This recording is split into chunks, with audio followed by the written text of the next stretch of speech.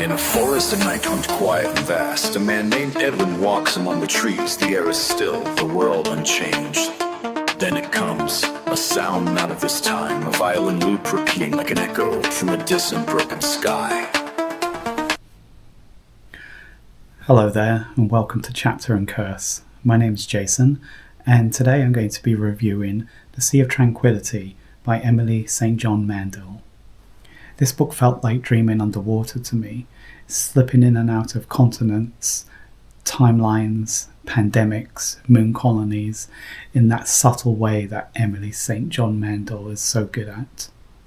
It's delicate but loaded, beautiful in the way that falling snow is, eerie, quiet, gentle, and you don't realise that you're cold until it actually stops. Sea of Tranquility on the surface level is about time travel, but really underneath it all, it is about the repetition of human life. There's this loop of longing threaded throughout the novel. The way people, no matter the century, are desperately trying to cling on to something, whether that's themselves, lost loves, art, culture, music, anything that really matters. The novel begins in 1912 with Edward St Andrew, a young Englishman who has been exiled from his upper-class life and sent to the Canadian wilderness in disgrace. In a cathedral of trees on Vancouver Island, he experiences something strange, a moment out of time, a brief of vision of a modern airship terminal, and a fragment of violin music that seems impossible in his world. This anomaly, this rapture in reality will echo throughout centuries and lives, forming the spine of the novel. From there, Mandel takes us through a series of time periods and characters, each dealing with their own version of dislocation and loss. We meet Mirella, a character loosely connected to Mandel's previously novel, The Glass Hotel. Later, we are introduced to Olive Lilwyn, a writer from the 23rd century on a book tour across Earth. Olive, who grew up on a colony on Mars, is promoting her new novel, a story that eerily mirrors the events of a recent pandemic. Her world is technologically advanced, yet still vulnerable to the same fragilities that haunt her own.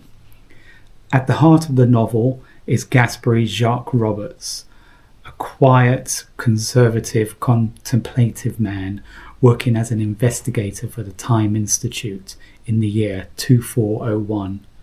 His job is to explore the anomaly reported by Edwin, Olive, and others. As he digs deeper, Gaspard becomes entangled in a mystery that threatens the philosophical foundations of his world. Are these moments truly glitches in the simulation of time, or are they something more profound? His choices eventually ripple backwards and forwards, touching each character's lives in unexpected ways. If you've read Station 11 or The Glass Hotel, you'll see the threads. Mandel does the thing where she builds a universe across books, not in a loud cinematic way, but in these gentle echoes, names, moments, places. You feel them ripple across timelines like deja vu. It's a short read, but it lingers. Days after I'd finished it, I caught myself thinking about it. It was lingering there in the back of my mind. No plot points or feelings, just that uncanny feeling that you've been somewhere before and you just can't place your finger on it. The melancholy of being unstuck in time. Not in a sci-fi way, but in a very human, emotional way. Mandel's writing is always easy and elegant, and I just love her novels. They just are the perfect palate cleanser for me when I'm in between heavy tomes. It poses big questions about time, simulation, and our reality and our place in the universe and what everything means. The kind of questions that I love to think about. I hope you enjoyed this review. It's a short review this time, but then again it is a short book. Do leave me your comments below. Tell me what you thought about it, and if it brought up any questions that you pondered later on. Please like and subscribe to this channel, and I hope to see you again soon. Thank you very much for watching. Bye bye.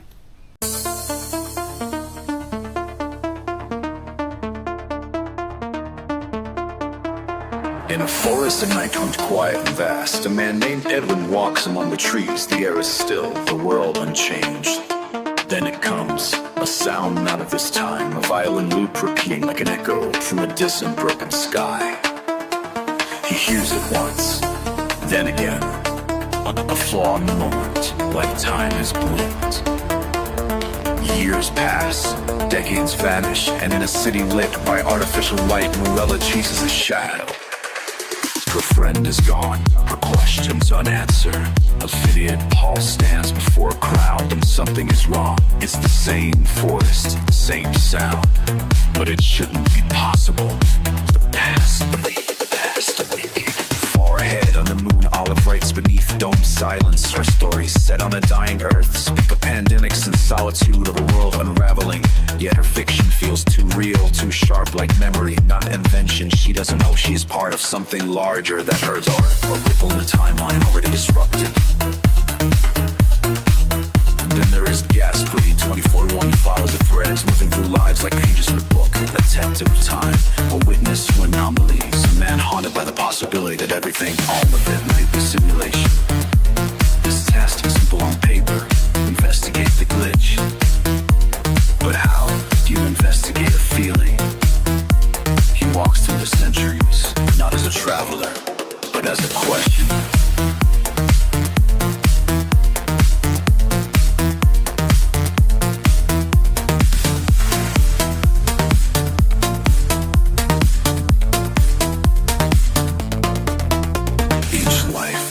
Morella's olives brushes against the anomaly. They never meet, not really. And yet they are connected by something deeper than time. Pattern, a sound, a sense that something's not quite right. As though the world is a thin veil stretched over something humming underneath. So what it solves. So what is real will remains when time dissolves. Not the years or places, but the feeling, the echo, the music between moments. The violin that played in the woods and never stopped.